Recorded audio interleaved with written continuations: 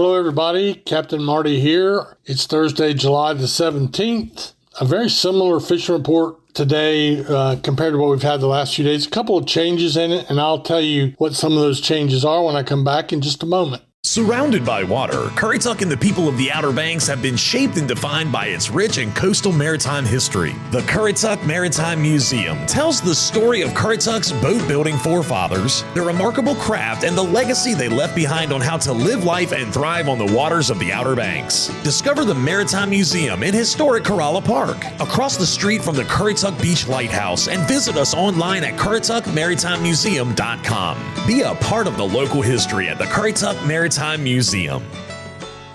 When it comes to general maintenance or major modifications on your diesel vehicle, look no further than Wanchi's Off-Road Diesel Performance in Kill Devil Hills. Master mechanic Ryan Walker developed the plan for having his own auto shop over 20 years ago, and today he owns the premium diesel performance powerhouse of the Outer Banks. To have him and his crew take a look under your hood, give him a call today at 252-715-0025 or find him on social media. Wanchi's Off-Road Diesel Performance, the diesel performance powerhouse of the Outer Banks. We always start down to Hatteras. Several marinas down there. Teaches Lair Marina sponsors me for a long time. And then Jessie Anderson on the Carolina Girl at Hatteras Harbor. She's probably my oldest sponsor. And all those crowds were out fishing, whether it be Odin's Dock or the Marlin Club or any of those places. They are Village Marina, for instance. Everybody was out fishing, and they had a pretty good mix of meat fish. I think Jessie on the Carolina Girl, she needs to change the name of her boat to Starkist, because that woman can put some fish on the dock, especially eating fish. So they had mahi or dolphin in pretty good numbers, maybe not as good as the day before, and they did have to work a little harder to catch them, according to Jessie. Scattered wahoo, which means an average of one or two to the boat, if that. So it's very scattered is what I should have said. The blackfin tuna, they're small, but a few of them were a little bit bigger. There were some 25-pounders caught yesterday. They're inshore boats. I couldn't find much going on there. A lot of them are back in the sound, and we'll talk about that when we get to the backcountry report after our next break. But they've been catching in the ocean Spanish mackerel and bluefish. They've been catching some roving schools of drum, just like the Oregon Inlet Fleet has also been doing. And that's hit or miss. If you can find them on top, maybe around a wreck or around a buoy, it can be pretty good. That's catch and release fishing. The Oregon Inlet Fleet, talked to Barry Daniels on the end game.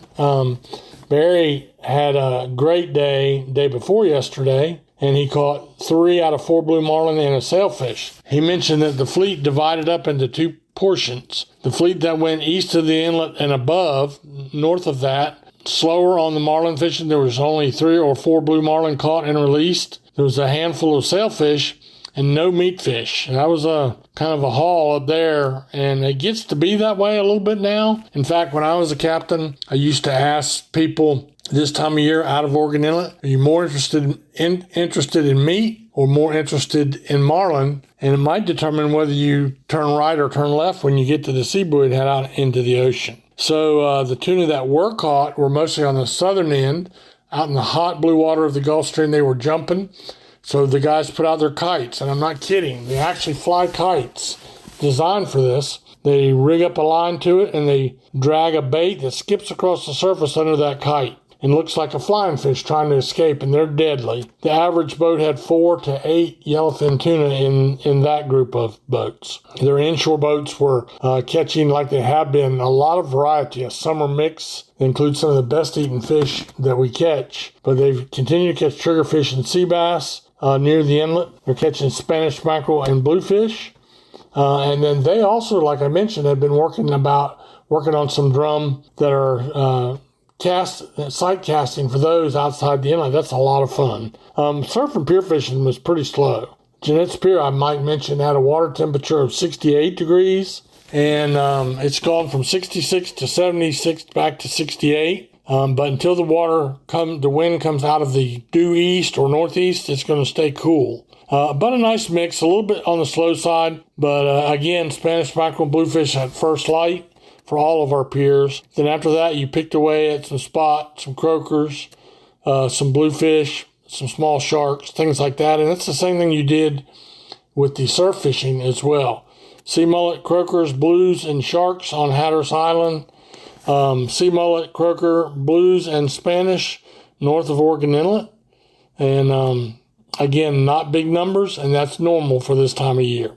So we'll take a little break right here, and I'll come back in just a second and update you on what's happening in the backcountry. Hey y'all, Captain Marty here to tell you that when my friends are in the market for a new boat engine or repair, I send them to the best, and that's at Ratcliffe Marine in Belhaven. Ratcliffe Marine is your official Yamaha outboard dealer. Yamaha motors are designed to get you on the water fast and get you back to the dock whenever you're ready. Ratcliffe Marine is also the largest repower center in North Carolina. So when you're in the market for a new motor or need your Yamaha service, go to Ratcliffe Marine, 865 Highway 264 in Belhaven. So the backcountry would primarily be back in the Sound, although we've got a little bit of stuff going on in, when I say the Sound, I mean the biggest Sound, that's Pamlico. But the Croton, Roanoke, we got people fishing there around some of the bridges. They're catching a little bit of everything. Anything around structure is the place to fish right now, whether that be a bridge piling or a three-legged beacon channel marker out in the Sound, on some of the rock piles that